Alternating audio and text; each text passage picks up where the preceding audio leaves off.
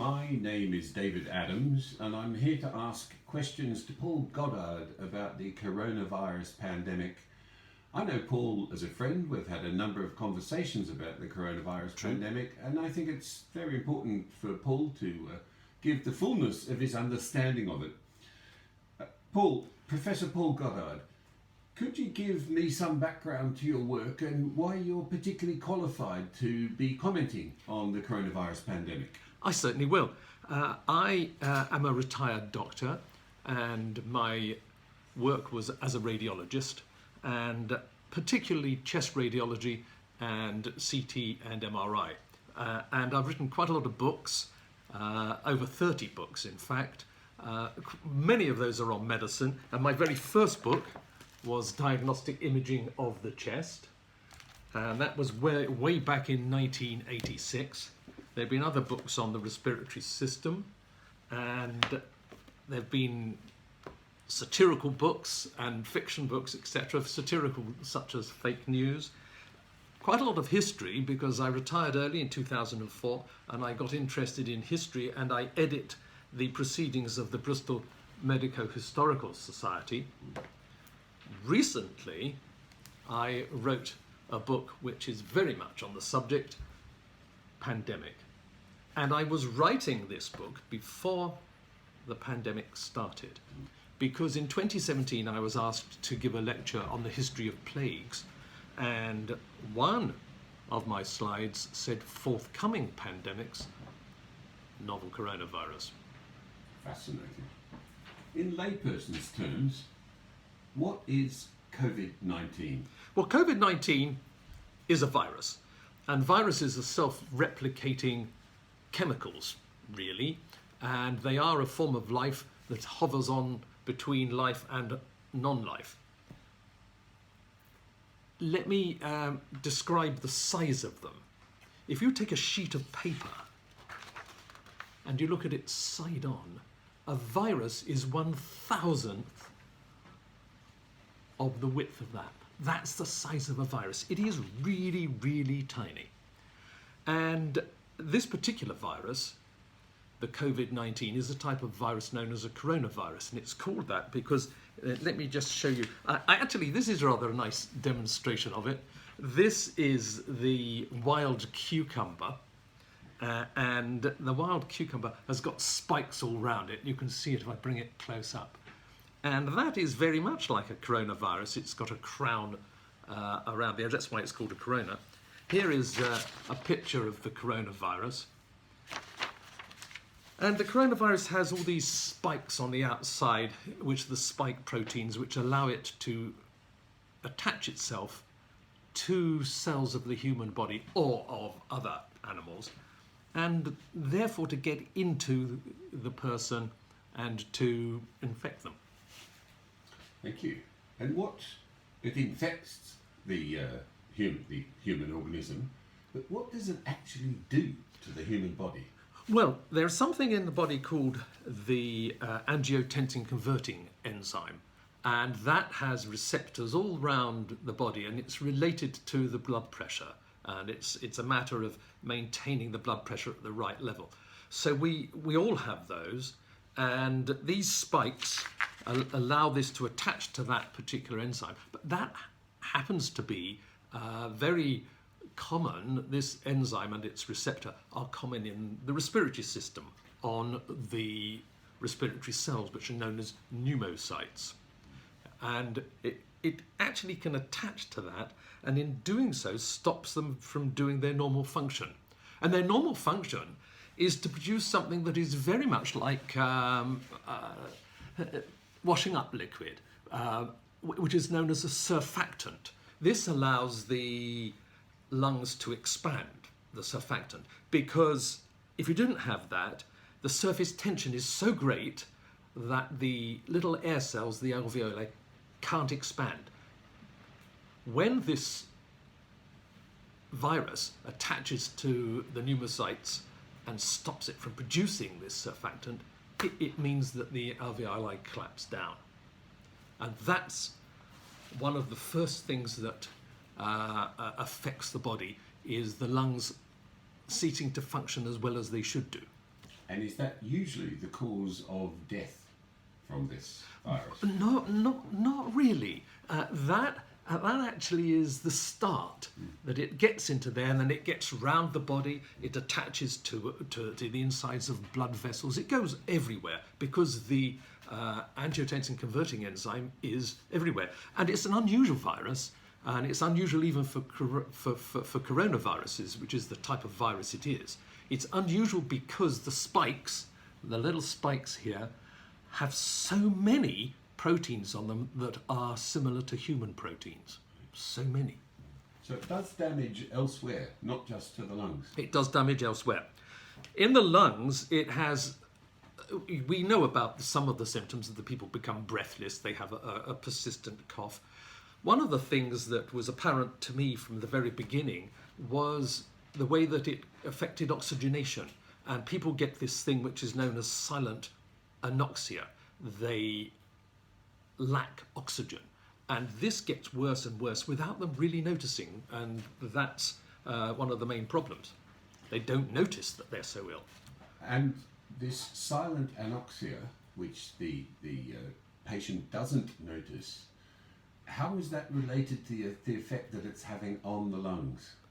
Well, there's a debate about this. People don't exactly know why. My theory is that by allowing the lungs to expand and contract to a certain extent, because the lungs, like in most pneumonias, the lungs fill up with fluid and people feel that they can't breathe. With this, they still feel they can move their lungs, but in doing so, they're getting rid of the carbon dioxide, but they're not actually able to take in the oxygen. I see. And the carbon dioxide is the drive that makes people realise they need to breathe. It's quite interesting. You actually need carbon dioxide to know that you need to breathe. If you do an experiment in which you give people just oxygen, sometimes they just stop breathing. And there they are with plenty of oxygen, but they don't breathe. They just don't bother. Because if the carbon dioxide is taken away, so you can do experiments like that, and I've been involved in such experiments in the past. We may come on to this a little bit later, but I'm intrigued about the damage to the other parts of the body, and also particularly about mental capacity that may come from this. And maybe if you want to talk about that later, we will. No, I'm quite happy to talk about it. Actually, it's quite interesting. I take my book, then I opened it randomly, and I'm straight onto the page. There's a page in the book which tells you all of the different features of COVID-19 affecting the rest of the body generally. Fever, tiredness, lethargy, loss of appetite, loss of weight, the chest, the continuous non-productive dry cough, sometimes a productive cough, shortness of breath, difficulty in breathing, silent anoxia, we've mentioned that, and then you get an opacification in the lung fields, mainly at the bases, which shows up on chest x-ray and particularly on computed tomography. In the gut, you get diarrhea. This was, at the beginning, they didn't believe this. My sons both had this. One of them had the diarrhea, the other didn't. And so I knew about this condition that early on. A gastritis, inflammation of the stomach, the skin, you get a rash. Again, not all of them. It's quite common for viruses to cause rashes. So when one of my sons got a rash, I said, yes, it's still due to the coronavirus. Horizontal ridging of the nails. This occurs due to almost any severe trauma or illness or poison or whatever, and it does occur in this condition. Central nervous system, loss of smell, loss of taste, numbness or tingling due to effects directly on the brain, strokes, ascending paralysis, that's the Guillain-Barré syndrome, very much like poliomyelitis. Heart problems, irregular pulses, chest pain, heart failure, myocarditis, that's inflammation of the heart muscle itself. It goes on and on. Liver function abnormalities. How many of these problems remain after the a lot of coronavirus has been ostensibly cured and the person has been discharged from hospital? Yes, a lot of these problems, including motor system, voluntary muscle weakness, etc., these continue in a lot of the patients for a long time afterwards, which is why it's called long COVID. This is a new phrase that people have, long COVID. And how long is a long time after, Paul? Well, normally with a virus, you expect it to come and go within 10 days. Yeah. Right. And the long COVID is going on for months. Right. It's not at all uncommon for people to have this for 2-3 months, and we don't even know how long it's going to go on for, because there are people who had this, started it in March and still have long COVID now. Is there a feeling that there might be some permanent incapacitation from people who have had to be on ventilators, for instance, and the whole system shut down for a long period of time to recover? Definitely there will be. There will be. That's definitely the case, unfortunately. And of course, there have been a lot of deaths. Yeah. And I don't want to underplay the deaths, because a friend of mine died from COVID early on. He was a doctor who was invited to go back because he was retired, so come and help us. Went back, caught it, and died. Gosh. And this is a horrible thing to happen, and it's been devastating for the family and for all the friends. But we have to look at this overall, and that's why I think the historical aspect is important. And we have to compare it with similar occasions in the past. So what does this compare with? This compares with 1957, when the Asian flu hit us, and then 1968, when another influenza hit us, for the same sort of levels of, actually not yet quite as many, right?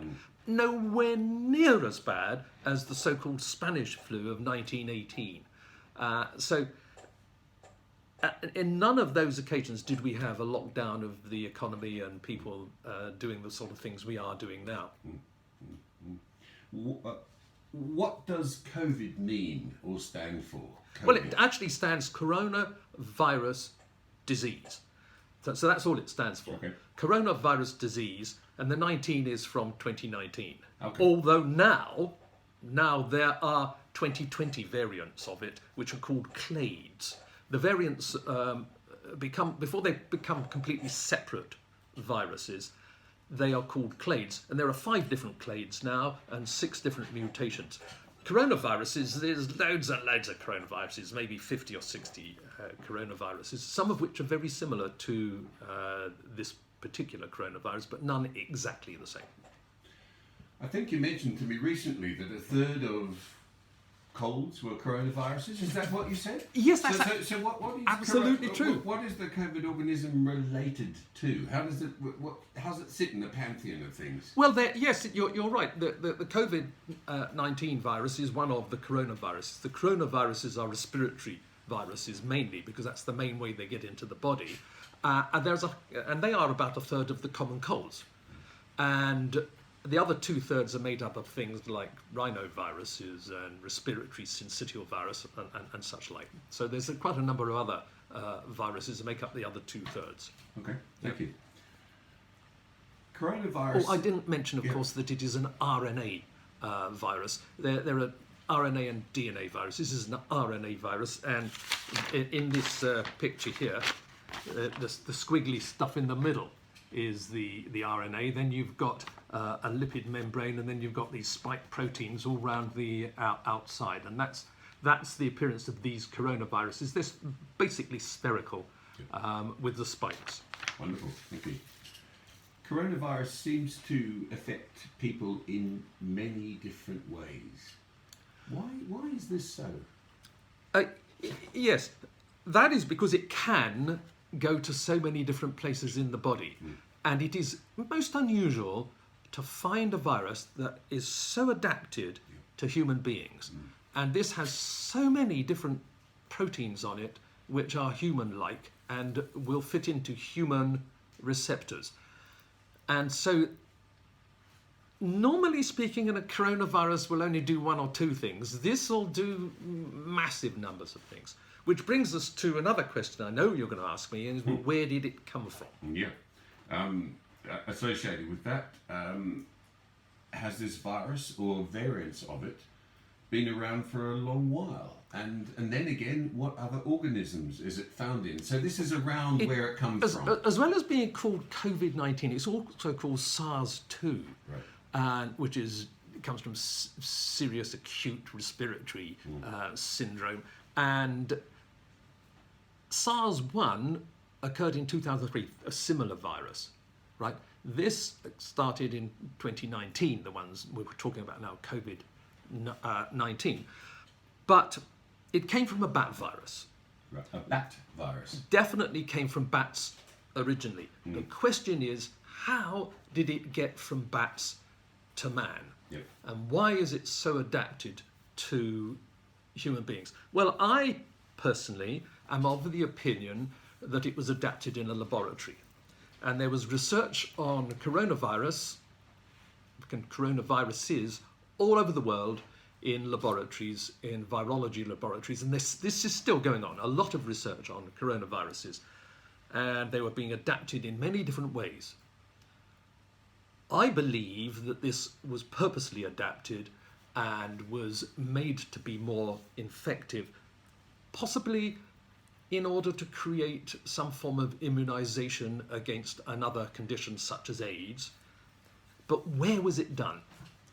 I think it's highly likely that it was done in the Wuhan laboratory, because it was straight outside the Wuhan laboratory that people first started having problems.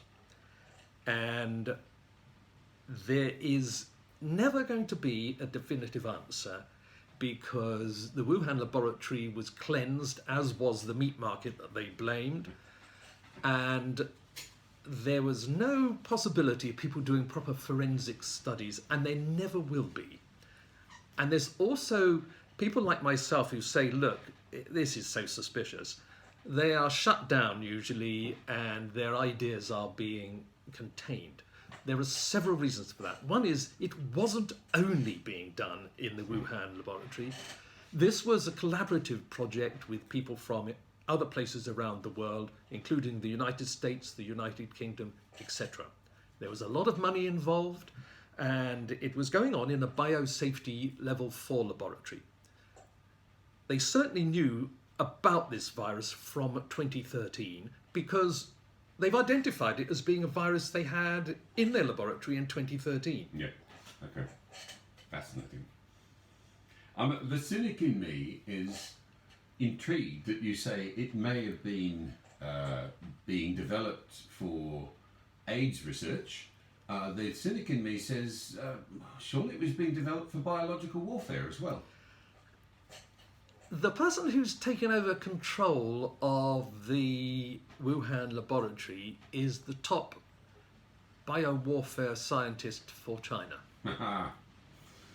Right. Take that as you will. Coincidence. And there is, of course, people who are saying that this was done purposely or was being developed are being told you're xenophobic. And I've seen articles saying anybody who says that this was being done purposely, anybody who says that there was a cover-up, they're xenophobic. There was undoubtedly a cover-up. That nobody who is in the right mind can actually deny. Because the virus, the actual outbreak of the disease was notified to the Chinese authorities in December, and they told the people to be quiet. Yeah, yeah. If it originated in a Wuhan laboratory, how did it get into the outside world in the way that it did?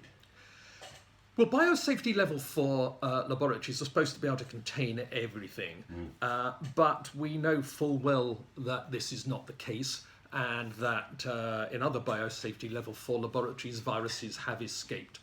Notably in Birmingham, for example, the smallpox escaped from a biosafety level laboratory back in the late 60s and spread to a poor photographer in the office above, in the floor above.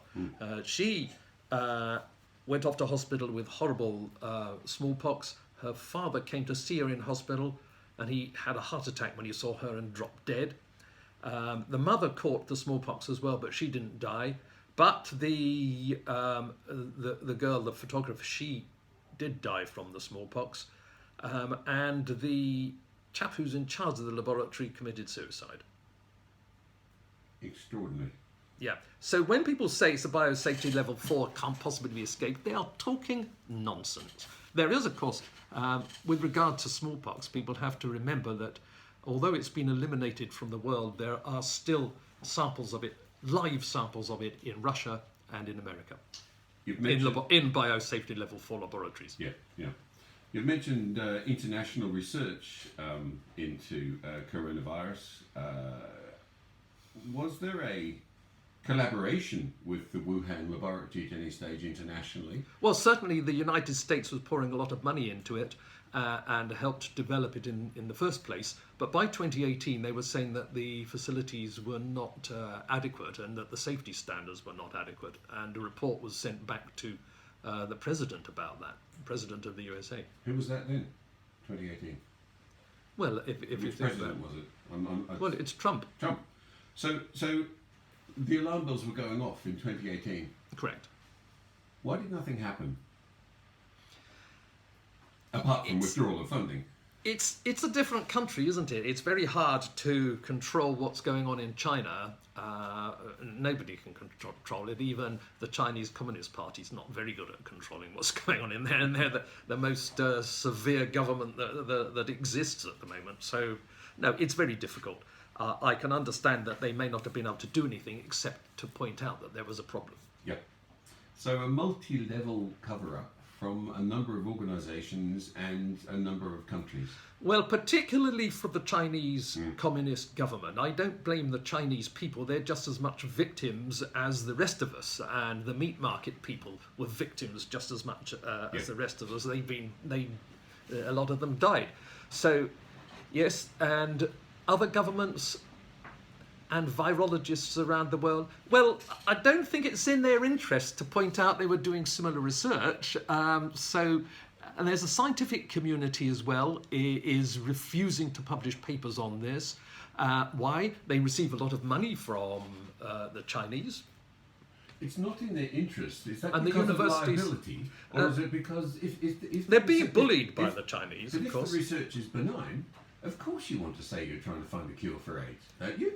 Well, yes. But why is it that they don't want there to be a debate? Why is it that the science journals are... Why is it the universities are saying we mustn't talk about the origins of the... What's your answer to your question? But the answer to my question is that money. I think it all comes down to enormous amounts of money, huge numbers of Chinese students, a lot of money for research coming from China. And the universities rely on it. The science journals now rely on it. They are being told if you don't toe the line, you're going to have problems. And there are people who genuinely do not believe that this could have happened in a laboratory, and they have a right to that opinion. I have a right to my opinion. I wish this could be a proper scientific debate out there in the science journals and in the newspapers. What is happening is the debate's being shut down. I don't want to talk any more about the origin of the virus, because I think the only important thing about that is that people have to realise that the response to it cannot be exactly the same as the response to a normal virus. Okay. What are the best measures for an individual to take to avoid infection by the virus? Okay, when the virus was all around us, which it was back in March and April, I pointed out to people that they should definitely self-isolate, and if they have to do things, there are things to keep in mind. And they are barriers, distance and time, and cleansing, washing. So barriers, distance and time. Keep a barrier between you and somebody else. And they're now beginning to do that in shops, etc. When I was talking about it back then, they certainly weren't. Barrier also includes wearing a mask and wearing gloves. Distance. Keep your distance from people, right? So if you actually have to go and see somebody who you suspect has this condition, why not speak to them through the window with the window closed so they can see what you're saying, etc. Wear a mask, etc. Barriers, distance. That's the distance, is keep your distance. Time, spend as short a time as possible. And wash your hands thoroughly before you do anything. So if you've been to a place and you're worried... Now, this is exactly the same for anybody who is vulnerable. They should learn this. Barriers, distance, time and washing. Just remember all those four things and they can look after themselves and keep themselves safe. And how can an individual combat the virus once infected? What's your advice there? That's a difficult one because we're not allowed to do what the virologists do. What the virologists do, and I've heard this from virologists, when they're dealing with viruses in the laboratories, they often catch a virus. So what do? They take hydroxychloroquine.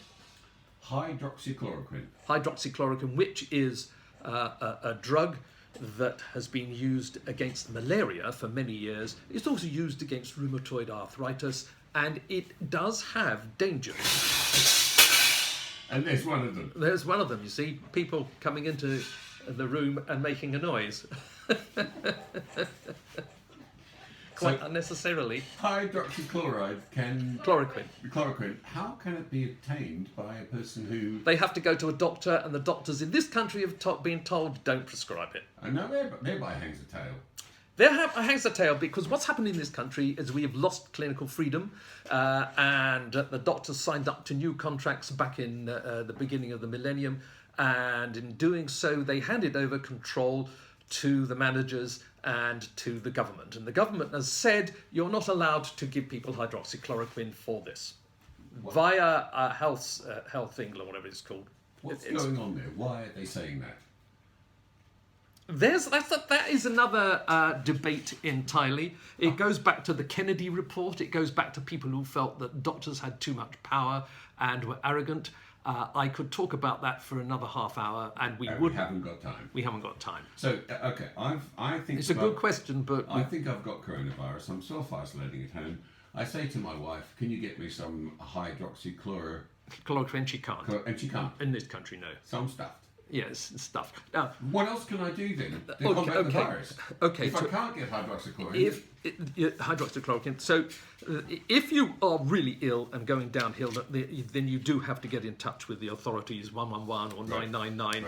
Right. My son, who was coughing up blood, phoned 111. They said, we'll get back to you, and give them full credit. They did 5 days later. So it doesn't always work. I'm told that it's improved since then. But if you're really ill, 999 is the answer, because if you feel desperate from this, you are going downhill quickly. They can check when they come with a pulse oximeter, and that's one thing that it is potential that you can actually get for yourself very easily. A pulse oximeter costs 30 or 40 pounds. At the most, sometimes. Is it like a clothes peg on your finger? It is indeed. It's like a clothes peg on your finger, yeah. And it tells you about your oxygenation in your blood. And if it goes below a certain point, then you are seriously ill. And my friend who died, when they came to him, he was comatose, and they couldn't detect any oxygenation in his blood at all. But up until a few minutes before he went into the coma, he was saying, I'm feeling better. It just shows you this silent anoxia can really get the most intelligent people. That's absolutely startling. You mentioned the 4 elements. If you just say those again, the 4 elements of precautions. It was... So it's time, distance, barriers, and cleansing. And that, now you mentioned the testing of oxygen is yes, one way. That's right. So that's another additional one. But I've also heard you talking about vitamin D. In this country, most people over a certain age, when you get past 30 or 40, most people are vitamin D deficient. And this is due to the lack of sunlight. And for half of the year, we don't get enough sunlight. Why after 30 or 40? Well, before that, most kids are okay. They just tend to be. They run around in the sun a lot more, and they have skin which is not knackered. As you get older, your skin... I mean, this is the technical term, knackered skin. I've got knackered skin. The skin... no longer works properly. What happens with vitamin D is that you take a certain amount in your food, it is then converted in the skin, and it then converted again in the liver before it can actually work. So my recommendation to everybody who is an adult is do take vitamin D3. Right. If you're living in a hot country, when you're in the sun, you probably don't need to take it until you're quite a bit older. But once again, when you get into your 50s and 60s, the skin will be distinctly knackered. And so, in fact, they have found that in some of the hot countries like Spain and Italy, the vitamin D3 deficiency is worse amongst the older people than it is over in Britain. Because they keep out of the sun, because they've had too much. They've had too much sun and their skin no longer works anyway, so it can't convert the stuff. So how does vitamin D help with the coronavirus? What does it actually do? Well, vitamin D3 helps the immune system. Yep. Okay. Okay. It's well known that it helps that it's important for bone. Everybody knows it's important for bone, but it's not so well known that it is vitally important for the immune system. They did a study with the influenza outbreaks at the beginning of this millennium, and they showed that people who were on 1,000 international units a day of vitamin D had much less problems with the flu than people who weren't on it. What is 1,000? Well, this is it how many tablets? Is that how many that's just drops? that's just one tablet. Okay. One normal-sized tablet. They found that people who were on 2,000 international units had no flu at all. So, folks, that's 2 tablets a day, no flu. Absolutely amazing. This was a study, not my study, but this was a study that showed that, yeah. Okay. Moving on, how long does the virus survive on inanimate materials and surfaces such as plastic food wrapping, paper, Well, certainly they found... counters, surfaces, glass, metal? Yes, they certainly found with the cruise ships that it was there 17 days later. Wow. Yes. On what? On what material? That was on hard surfaces. Such as a wooden counter? Glass Okay. or plastic. Yeah. What about What they don't know, what they don't know is, was it still active? Yes. They could detect it there. Okay. Yeah. So, clothing, for instance, how long might it survive on clothing? Well, it's said to survive much less on the softer materials, Is it? and I don't know why. Okay. This is what I've read. This is what I've done. This is outside the realm of my knowledge. All right, so a specific question. If one is self-isolating Yes. and you're getting food delivered from a supermarket and the delivery comes in a box and a lot of it's plastic coated, Yeah. are you bringing the virus into the house on that plastic and on that material? Because Well, plastic is a hard surface. You might be. You might be. And I do know people who are sterilising every bottle that they get and every By spray or by spraying it and washing it and cleaning it. I've seen people out in the street outside their house cleaning it because their wife was self-isolating. Yeah. Now, I personally would not advise people who are self-isolating simply because of age to be doing things like that. Okay. Right? I would have advised that when the virus was all around us. And I have now, my view on self-isolation is that people who definitely have an immune problem, that they should keep their distance and do all that sort of thing, but they shouldn't go too much over the top with regards to sterilising all this sort of thing, because it will interfere too much with their lifestyle. And there is a limit between completely destroying your lifestyle and your psychological well-being and trying to be clean. You can go too far. So unless you really are desperately ill with an immune problem, I think that the general things that I've said about self-isolation are enough. Having said that, I actually am not in favour of more lockdowns if we have a second spike. Now, I'm actually... What I'm saying there is that I think the older people, if there's a second spike, should go into their own form of self-isolation, but the younger people should get out there and spread it around themselves and get rid of it. Because I do not think that there's a vaccine that's safe that is going to come out soon. Moving into a great area now. Yes. Spread it around themselves and get rid of it. What's the thinking behind that? Well, the point about this is that there's always a big curve an infection. What happens is that at the beginning there's no infection, and then the new thing comes along, shoots right up, Yep. and then it goes down like this and goes down to a level that's a little bit higher than originally. So we're at that level now. Now, is there going to be another spike? There's at some stage there's bound to be a small spike. Most of the people who were likely to be susceptible in Britain, I say particularly in Britain, because we didn't lock down early. We didn't do any form of quarantining when people were coming in from all around the world, and particularly from China, and then from the ski slopes and from Italy and places. We didn't do it in early enough. So actually we got the big spike, right? And then it came down, like as I said, and it's going like that. So are you saying that the people who would get it have got it? Are you Yes. saying the people who would, mostly. would die from it have died? Mostly. The people who get it very badly have already got it badly? Mostly. Okay. Mostly. And so your suspicion about the second wave is So- it won't be so strong in Britain, but it might be stronger in other countries who've had really severe lockdowns. Is that what you're saying? Absolutely. Right. Okay. So they're in danger. The countries that had a very severe lockdown are in great danger from... So they did the right thing, but now they're in danger.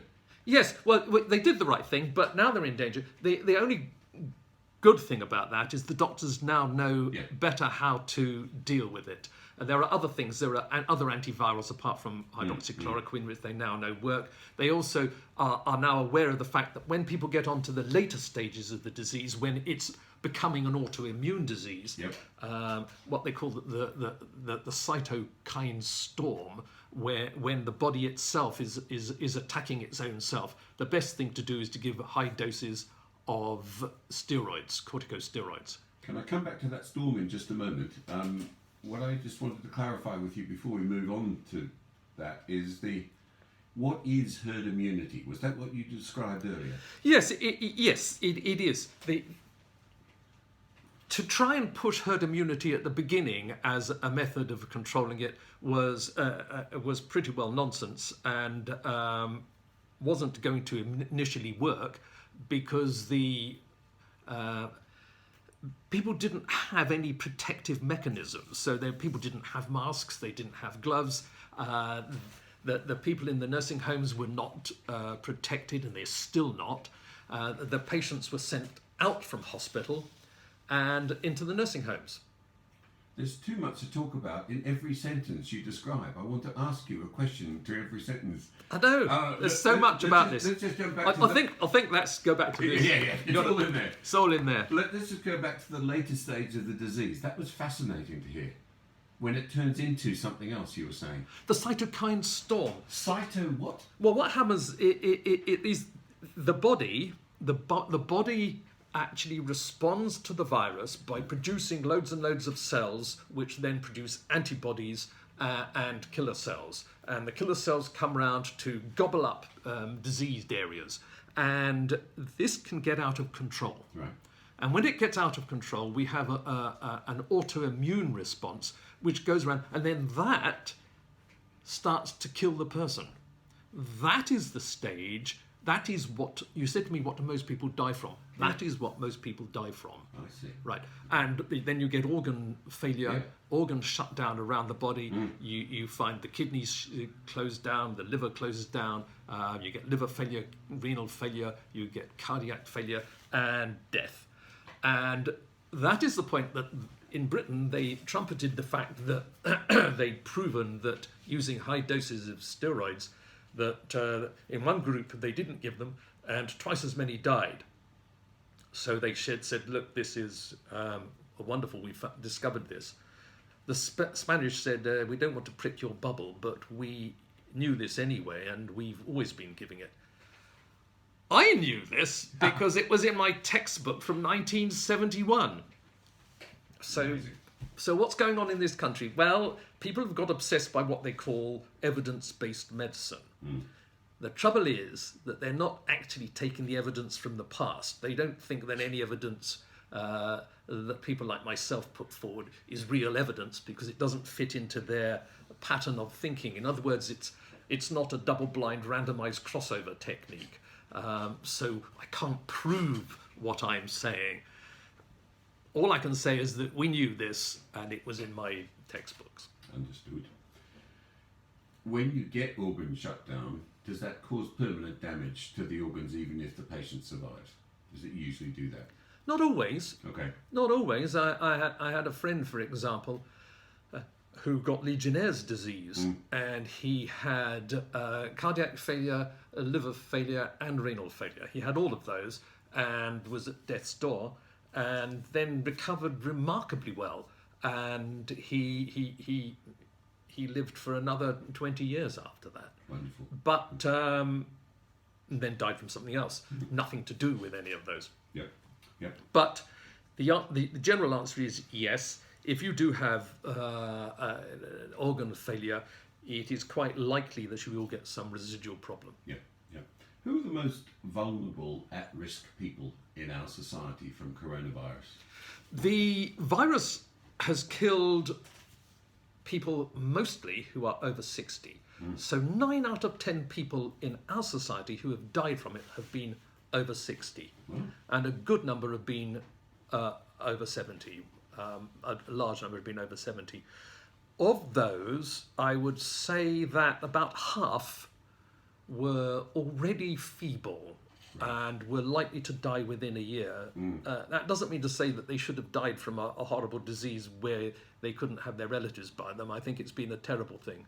But they would probably have died anyway. The other half may have lived for another 5 or 10 years. So even though they were in their 60s or 70s or maybe 80s, they were fit and healthy. Yeah. Yeah. So I'm cutting it down there from half to half to half. So what about the other people?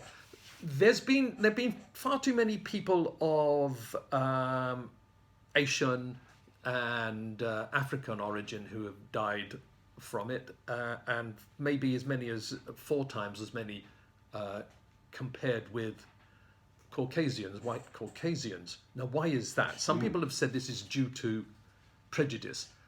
I refute that in our country. Yes, prejudice can be a cause, but I think the main reason is, again, the lack of vitamin D3, but also other comorbidities, sickle cell trait, for example, which can occur in any community where malaria has been prevalent, because sickle cell trait protects from malaria, but of course it doesn't protect you from COVID-19. I'm hearing you loud and clear, but there's a bit that I don't understand. Sickle cell doesn't protect you from COVID-19, but does it make you more vulnerable to COVID-19? And how? Yes, sickle cell itself, if you get the whole sickle cell thing, then you've got 2 genes of the sickle cell, and then you are very susceptible to low oxygen levels. Very susceptible. If you have sickle cell trait, you are not so susceptible to the oxygen levels, say, of an aeroplane, but when you get the low levels that people get in the COVID, they will then get a sickle cell crisis. Now, what happens with sickle cell is that the red blood cells are abnormal, and in anoxic situations, when there's a lack of oxygen, you normally have a biconcave red blood cell, but it turns into a sickle cell shape. I see. And then it causes clotting and then bleeding around the body, and a crisis which leads to anemia, and in the crisis situation can lead to death. Yes. So sickle cell is a problem. Thalassemia is also a problem, and is also another thing which it's similar to sickle cell. It's a genetic variant common in places like Italy. Interesting. Yes. That's not connected to malaria in any way, is it? Also connected to malaria, gives a bit of protection from malaria. Italy was, as a person from Bristol once said of Africa, it was a very malarial area. Yeah. Italy was famous for its malaria. Actually, Britain had quite a lot of malaria as well, particularly in the marsh areas. We had a lot of malaria. So the high incidence of coronavirus infection in certain countries, particularly in European countries such as the UK, but also what's the correct, Italy and Spain. Italy yes. and Spain, but the non-Mediterranean. I'm thinking of America, for instance, the high incidence of it, compared to what's reported as a low incidence in China. What's going on there? Is it about the method of reporting? Is it about transparency? Is it also about a difference between the Chinese and the white Caucasians? I initially thought it might be the latter, and I looked at blood groups, and certainly tissue typing and blood groups are something that should be looked at to see whether or not it specifically targets certain tissue types and blood groups. There are other things as well. I don't believe the figures from China. Certainly, a lot more people died in Wuhan than they told us. Otherwise, they would not have overwhelmed their hospitals and had their pictures we saw on the TV of people dying in corridors and such. Because it's a big city, and so I believe many more people died. I do think in the rest of China, not many people have died. There are other factors here because one of the things is how many people had died in the previous year from the flu. Yep. And how spread out was this? If it started, say, in October, then the figures... Coronavirus. Yes, if coronavirus started in October, maybe people were dying and it just weren't recorded. Yeah, yeah. So I don't believe the figures, but I do think that there is a difference. If you look at flu, the places that have had a bad spike of the coronavirus have also been the places which in the previous 12 months had a rather low flu. Now you might say, well, they're different viruses. Yes, they're not related in that way. It's just that the flu picks off the vulnerable people, and people would have died already from the flu. They didn't. They rumbled along with their frailty, and then they died from the COVID. We haven't mentioned Iran and the spike in Iran. I don't know anything about that. I mean, I know more than you and I from reading in the newspaper. And then There's too much that the Iran is kept so much under wraps. indeed, it's tricky to know. I don't know the details. You have also mentioned, I think, the evolution of the virus. Do you think there is any truth in the fact that the particular virus was around in China and it evolved, and so there's a variant that's at large in the Western world, which is more potent? There certainly are. There certainly are 5 different clades of the virus. That's different variants. There are 5 different variants, and the one that hit Italy and probably hit London was a nastier variant than some of the others. In America, the one that hit New York was nastier than the variant that hit Washington. Wow, yes. And here in the West Country, we have been very lucky. Yeah. We have had some areas where there's been a spike. Gloucester and Cheltenham had a spike. And I put that down to the Cheltenham races because I think it spread it around very quickly. And so Cheltenham and Gloucester had a spike. But generally in the West Country, we haven't had much of a spike. And I think I personally think that is because we had something very similar earlier on. And so there was a certain amount of resistance to it. So would that protect people against the surge of the second wave by getting something similar earlier? Yes. It hasn't evolved enough to jump over that protection. No, the interesting thing is with the coronaviruses, people say, oh, but the antibodies don't last. This is true, but it's not the antibodies that are the main important thing in viral infections. The important thing are the T cell, the memory T cells, and the T cells actually kill the virus. The antibodies could be considered as an epiphenomenon part related to it, but not the main thing. You don't really want a huge antibody response. You want things to be balanced. And so when you said to me, is there going to be some immunity? Any coronavirus will give you some immunity to all other coronaviruses. Some immunity, Yep. right? The more specifically like this coronavirus, then the more specific will be the immunity and more protective. Interestingly, interestingly, people have said, but people have caught this twice, right? And people have indeed had, sometimes months apart, they've had a positive test, then negative, then positive. But there is no evidence that they've actually been sick twice. In other words, the first case of this was some fellow in Hong Kong, 4 months apart. He had 2 different clades. There were 2 different variations of COVID-19. And the first one, he had mild symptoms. The second one, no symptoms at all. And there have been other cases that in which they've studied the people, and they say, well, we think the reason is that the virus continues to be shed even when it's dead. So if you had a whole load of virus sticking around inside your body and it's gradually being eaten away by your own immune system and removed, what's being removed is dead virus. Yep. That can still be detected, but it's dead. But it's not viable. It's not viable. There is no evidence yet. There is no evidence yet that a person can be infected twice and then pass it on.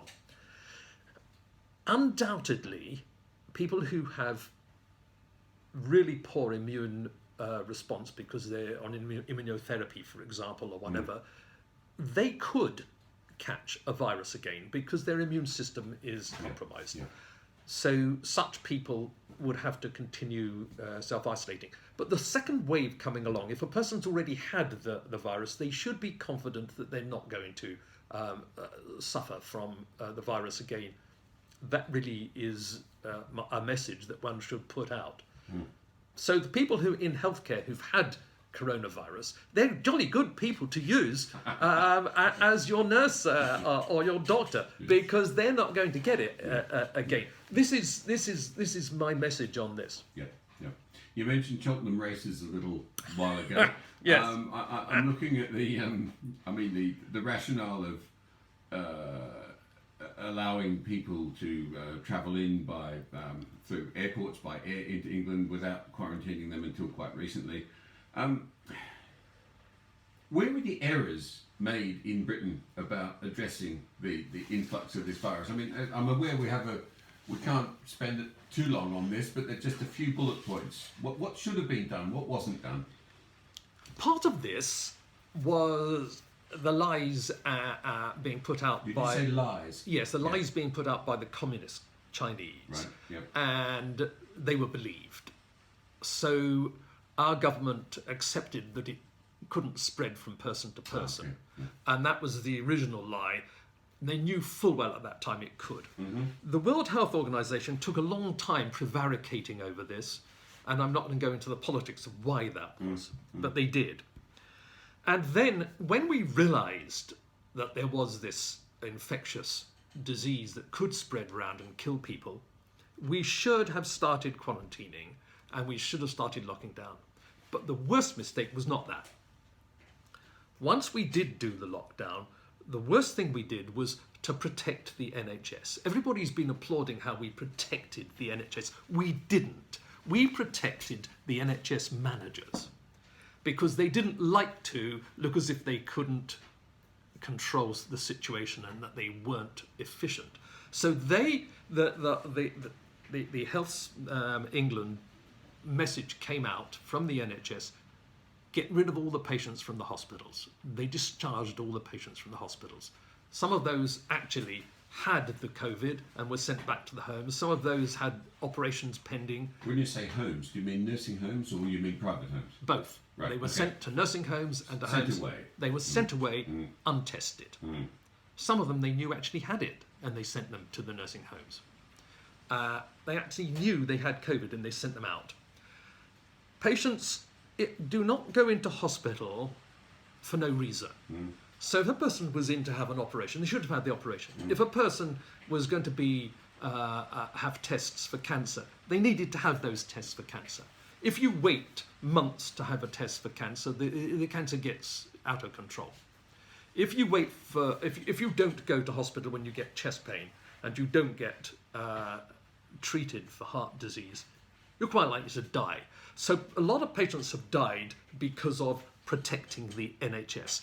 The reason I say they weren't protecting the NHS, actually, they weren't protecting the workers at the front line, because the workers at the front line were made to go and work in the COVID wards, right? Some of whom were not the sort of people who should have been made to work in the COVID wards. For example, dentists. I'm talking about dentists in dental surgeries out in the community, the ones that you would normally go to people to see. A lot of those had NHS contracts, and they were told, if you don't go and work in the COVID wards, basically as skivvies, you will not get your money. So dentists were made to go and work in the COVID wards. Work as dentists? No, not as dentists. They were told, you mustn't work as dentists, it's too dangerous, but you must work as nurses and as doctors on the COVID wards. It's extremely important to hear this, because it doesn't make it to the press. And so this is what happened. Radiologists were told, you've got to work on the COVID wards. So basically it was all hands on deck with a focus on Except the for the COVID GPs. wards. They were not told to go and work on the COVID Yeah, wards. yeah, okay. Yeah. You've touched a number of times on professional medical ethics and morals here, when there was a time when you were talking about the amount of money that was going around for scientists and not blowing the whistle, so to speak. You've also mentioned protecting the NHS managers. I'm aware of the Hippocratic Oath, and people involved in medicine, doctors, take the Hippocratic Oath to protect their patients rather than to protect their jobs, or to protect their lives, or protect their reputation. True. There's are you saying there's a moral and ethical vacuum going on here, and that some of these decisions were taken out of entire self-interest rather than the interest for the patient? This is. I've not mentioned the politicians yet. I'm just. This is difficult. Yes, is my answer to that. I believe that people, the doctors now, are between. They're between a rock and a hard place. Yeah. On one hand, they have the managers telling them what to do. That's the rock. On the other, they have the hard place, the GMC and their ethics. Yes. Right. They are crushed between these, and they are no longer making decisions based solely on what is best for the patient. Understood. Yeah, it's a very, very difficult position to be caught between those two monoliths. Yeah. In a sense. They're being told, if you don't do what we say, you will be on a disciplinary charge. Yeah. Thank you. We're going to move on to a few issues. I'm aware that it's a long interview. Are you doing okay so far? Yes, yeah, I'm all right. 3 questions. How does hot weather influence the virus and its spread? That's number 1. Does colder weather influence the virus and its spread? And does smoky or polluted air influence the virus and its spread? I think the answer to that is yes to all of those. That's easy. We'll move on. No, I think the hot weather means that people get out more. They're not so close to people in the same way. They get the vitamin D from the sun. And there's another thing. Cold weather, the air contains less water. And it seems that the virus spreads more when the air is drier. Interesting. Yeah. Smoky, polluted areas, I've told people at the very beginning, stay away from polluted areas. And I put this on Facebook, and immediately people say, well, how can this possibly have any effect? There are many ways that pollution has effect. First of all, directly causing respiratory disease because of the effect of pollution on the lungs. Secondly, the virus can actually sit on particles and be carried into your lungs on that particle, and be carried a lot further than it would be in clear air, clean, pure air. So that's at least 2 different ways. You've got you've got the chronic effect of pollution, where people live in polluted areas. They tend to have respiratory diseases. They have chronic obstructive airways disease, and these are all what we call comorbidities. If you are suffering already from chronic bronchitis or emphysema, then or fibrosing alveolitis, or one of these respiratory diseases, when you get another respiratory disease, it's quite likely to be very severe. There was something you said about dry air, and there's a comment that as colder weather comes along, the virus is going to get a leg up, whereas it doesn't like hot that's weather. true. So I'm a little bit confused what you said about dry air. Well, yeah, you see, the thing is this, that you tend to think that the air is drier when it's hotter, the weather's hotter. But in actual fact, when the air is cold, it actually contains less water. It might feel more clammy. Why? Because the water comes out of the air. Do you see? I do. But in the hotter weather, more water can be kept within. Held in suspension. Held in suspension. Yeah. But we've got almost 100% humidity now, Paul. Humidity is probably the wrong word. It's raining cats and dogs outside. It is so indeed. So when winter comes along, you get more rain. Yes, that's right. But rain and but inside it's drier. Okay. Yep. It's certainly wetter outside. I mean, we have an interesting situation in the UK with the four nations, England, Scotland, Wales and Northern Ireland, and all responding, all having chief medical officers or people who are responsible for the territory, and different ways of interpreting things. Is there a difference in responses to the virus from the governments of each of these four nations? The difference is a minimal. They really haven't made much difference. I think the German model was better, where if you looked at the way that they responded on a much smaller regional basis, rather. And if you do have a huge spike of a virus, it is very important to quarantine, and it is very important to lock down in that area. But you must do this early on, and you must do it locally. For example, right now, if they brought in a whole load of lockdown measures, we in the southwest who haven't had much, it would be a complete overreaction. Right. So I do agree with little local lockdowns, but I actually think they should be along the lines of saying, look, what we're saying is that people who are vulnerable, people who are over 60 or maybe over 70, you should choose to lock yourself down and we will help you. But if you don't want to, this is up to you.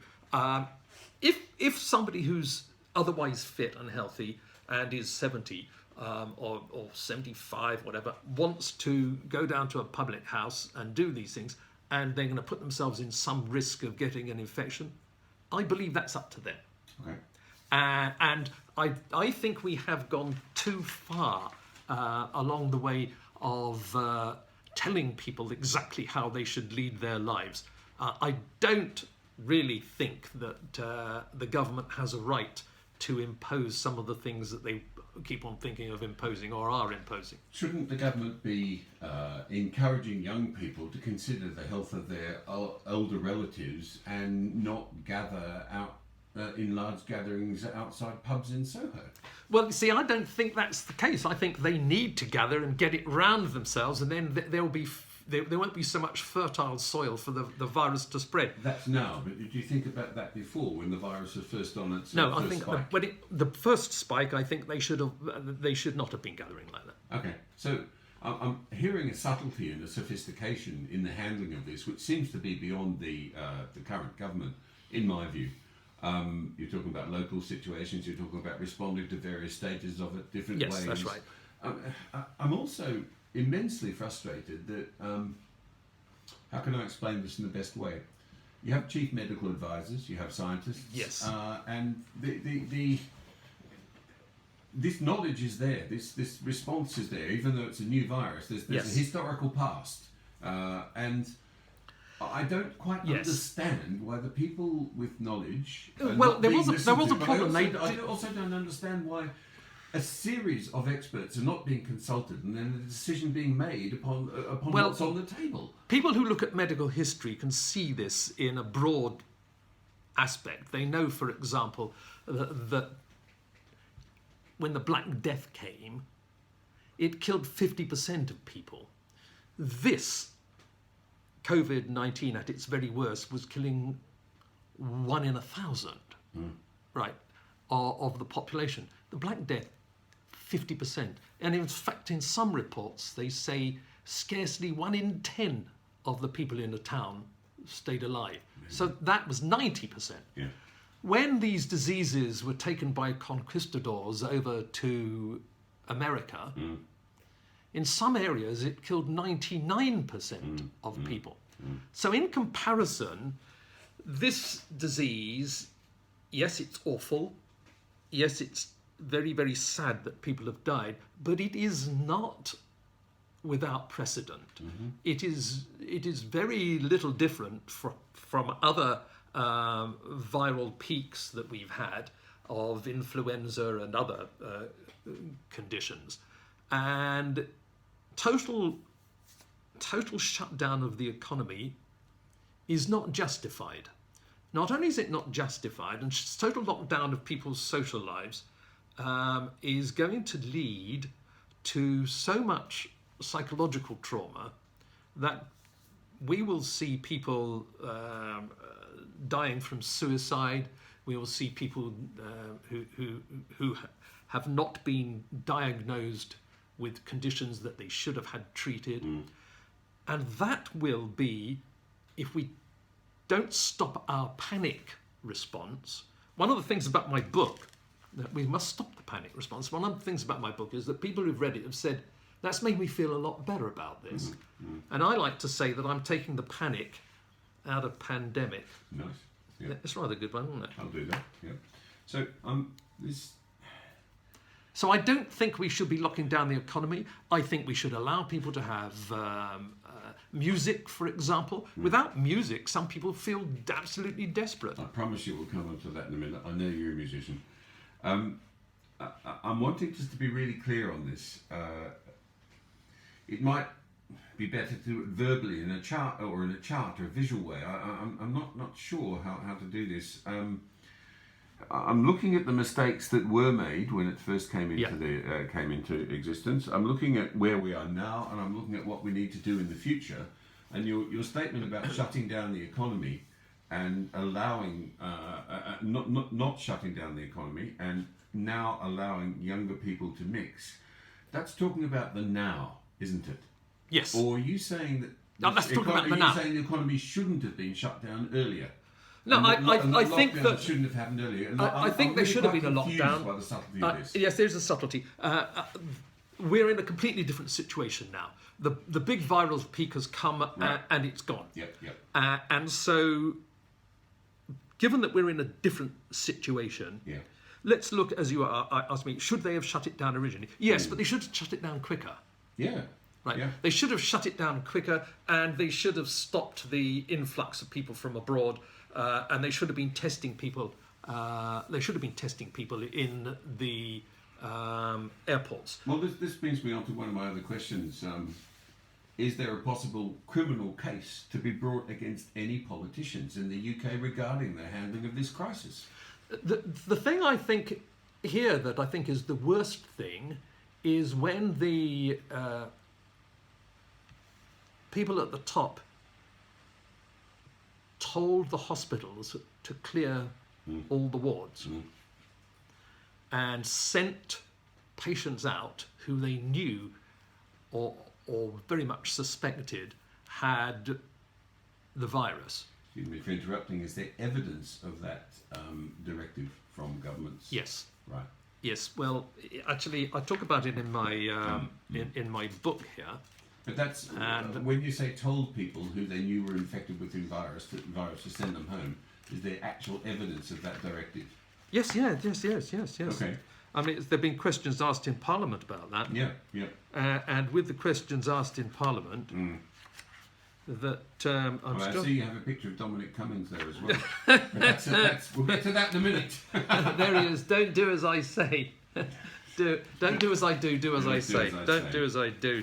Do as I say. Well, yes, no. There were questions asked in Parliament as to why there was a directive to send them, and they've done it again now recently. Yeah. They've told them to clear the wards again. Okay. I think I think that is possibly criminal. Yeah. And they're saying the response from Boris and various other people was that no patients were sent out with doctors agreeing. Yes, but if the doctors have been told you've got to agree, you do. They will. They're not they're not all like myself, you see, because they're not all prepared to. I mean, I retired early because I was arguing with government and with managers.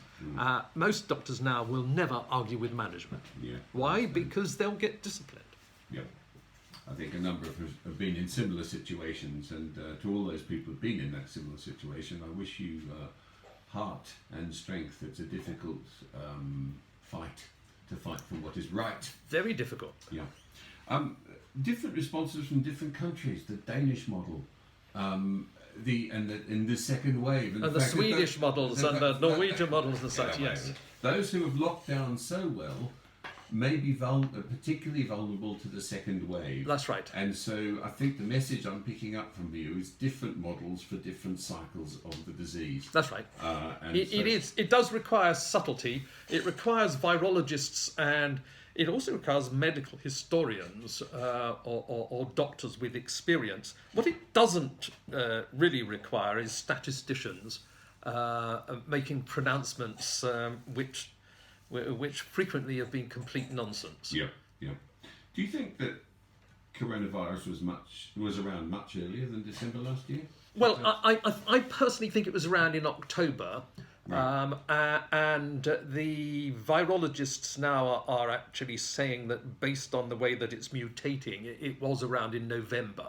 Mm. So what evidence do I have about the October? Well, satellite images have shown that there was a lot of activity in the car parks of Wuhan Central Hospital and the Wuhan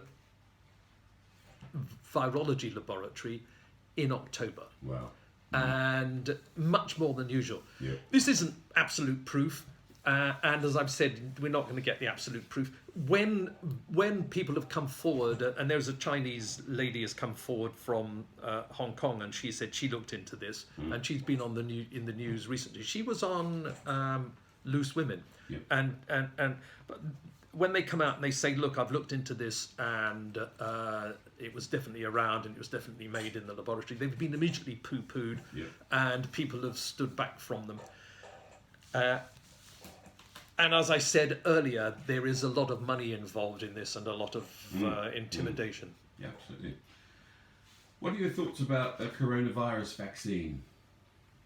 Yes, I think we'll probably make this the last question, shall we? There's three more. We'll get there. Are there three more? Okay. Yeah. Well, the vaccines. Coronavirus vaccines have had a checkered history. Way back in the 50s and 60s, at Porton Down, they were saying, we are trying to find a vaccine against the common cold. Actually, they weren't. They were experimenting on people using nerve gas. Mm. Have they ever managed to make a successful coronavirus vaccine? Never yet. Are there dangers? Particularly with this one, there are. All these different spike proteins that are all around here, as I said, they are human-like, all except for 5. Now, all the rest of them, right, all the rest of them are very human-like. So, when they create a vaccine against those spike proteins, they're quite likely to engender an autoimmune response. Right. Yeah. And the Oxford vaccine has already had 2 cases of transverse myelitis in the first 8,000 injections. So that goes along with my theory that they are going along the wrong route. Professor Dalglish, who actually was very kind enough to write the foreword for my book, he and Norwegians have created a vaccine which only targets 5 of the spike proteins, because these 5 proteins are not human-like. And that is surely what you should do. And it is likely that his vaccine will be developed, but the money has not been put in by the British government. They've put all their money into the Oxford and the Imperial models. Fascinating. So I don't believe those vaccines from Oxford and Imperial are going to be safe. When do you expect a safe and usable vaccine? The reason why I ask that is because there's a vaccine out there for smallpox. There's a lot of other organisms out there that vaccines Yep. and people say it takes a long time to understand these sort of infectious organisms. Well, the thing about Years, yes. 10, 15 years Yes. before you really know what's going on. Well, you could say that we were lucky that Jenner noticed the cowpox story, and it is true that there were other people around the same time who had also noticed it, so that it wasn't just Jenner. But yes, we do have a vaccine against smallpox. It was a vaccine that developed of its own origin, not by our origin. Yep. It took to create something against tuberculosis took a huge period of time, 20 years, of constantly plating the stuff out and weakening it and changing it. And that's known as the BCG, which you probably had a BCG injection. Yep. Certainly I did. Yep. And I've still got the scar on my left arm. Same here. Yeah. Where I was injected with the BCG. At what age? I can't remember the age, but I was quite old. I think 10 or 11. Yeah. But BCG probably conveys a certain immunity to the COVID. Not fully immunity, but it stimulates the immune system so that I should be able to respond against it to a certain extent, and so should you. Yeah. Go ahead, next one. Last couple of questions. It really is last couple. I'm writing more down as you talk. You just make more questions as you talk. So Of it's a big topic. It's a big topic. Is coronavirus here to stay for humanity? Yes. If yes, That's done. how will this manifest? In the context of coronavirus, what changes would you recommend for and to society? My opinion is that we lost it's going to be here to stay, yes. We lost the understanding of the necessity for quarantining and such because we thought, oh, well, we can deal with infections. Right, we've got antibiotics and we've got immunisation. And when HIV came along, we allowed it to go rampantly through society. We didn't even make it a notifiable disease. And so we didn't lock down at all with HIV. And was that because of a mistaken perception that it no, was that only was relevant because for of the political homosexual correctness. community? That was political correctness, and it was the community who were getting it didn't want to be pilloried, and I can entirely understand that. But in reality, it allowed it to spread and cause millions and millions of people. When if it had been quarantined, if it had been locked down, that could have been prevented.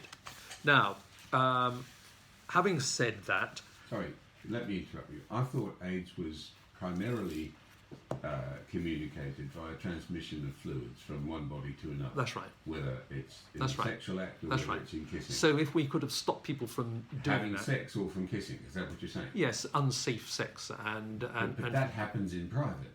The thing about coronavirus is they're making a lockdown in public, and there is a big difference there in yes, ability to there is. control. But quarantining should be of the people who got it. That's real quarantining. Lockdowns of the sort that the government has done, that's quarantining everybody. Well, there's an element of public education here, isn't there? And Well, there's also, an of element course- of getting the message across.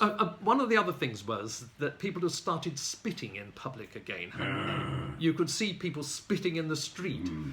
When I was a kid, that was absolute no-no because people knew that it spread Yeah. tuberculosis Yeah, in yeah, particular. yeah. People had realised tuberculosis was an infective disease. And when they began to realise that throughout the 19th century, it was the 19th century before they managed to accept that it was an infective disease. But as people began to realise that, people's habits changed and they started to, instead of thinking, oh, tuberculosis is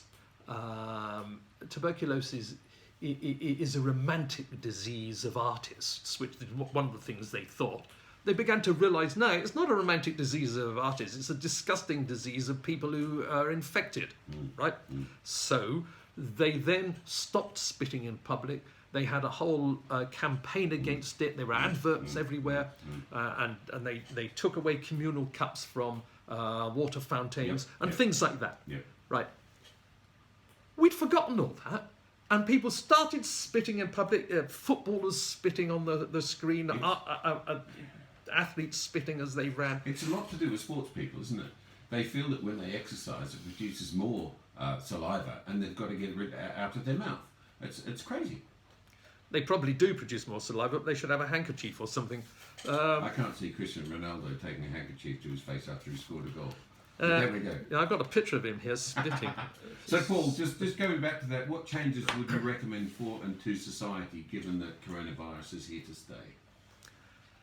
The major one is cleanliness.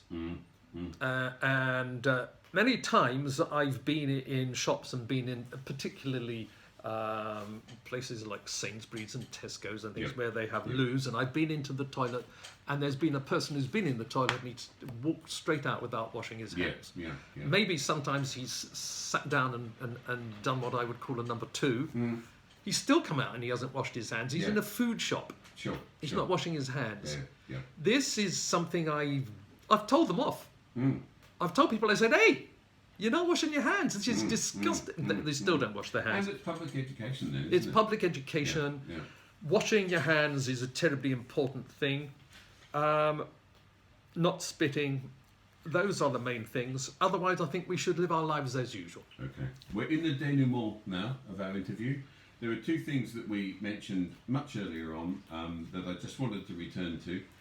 Very briefly, this business about overreaction to delivered food. I live in a household, I'm vulnerable myself, high risk, and live with an over 90 person who's also vulnerable to high risk. When the delivery comes from the supermarket, much of it is plastic wrap. There's things like butternut pumpkins, that sort of stuff, and avocados that are not. What I can do is spray it with disinfectant. No, I can also do it with bleach. Tell you what I do. Or I can wash it in hot water with. When it was at the peak, I immediately took the things out of their wrappers, threw the wrappers away, then washed my hands. Okay. And that, I think, is the best thing to do. Okay. Spraying the community, spraying the whole house. What about the butternut pumpkin? Did you wash that with hot water and washing up liquid? Does that do anything to the virus? Yes. I think washing up. Yes, that does. Okay. So I think we'll wrap it up there. Almost. Then the next thing is music. You're a musician. You sing. You spoke about the value for music in community. The value of music is singing loudly, sir. Playing the trombone or the trumpet or the flute. Can I say that a study in Bristol has shown that there's no more spreading from singing than there is from loud talking. The same amount of loudness is the thing that does it. The singing isn't the droplets and aerosols. They're just exactly the same amount. So I am going to stop the interview there now. You've said some very contentious things. I know. I wish you luck in your being a mouthpiece for things that need to be heard in the future. Where is your book available? You can't stop the interview until you actually say that. Okay. This book, Paul R. Goddard's Pandemic, is available at bookshops. You have to order them from bookshops, or it's available online. When you say bookshops, any bookshop can access it. And online, where do we get it from online? You can get it from Amazon, A-Books, any of them. It's out there in all the commercial outlets. Paul, we're stopping the interview. Thank you very much. Thank you.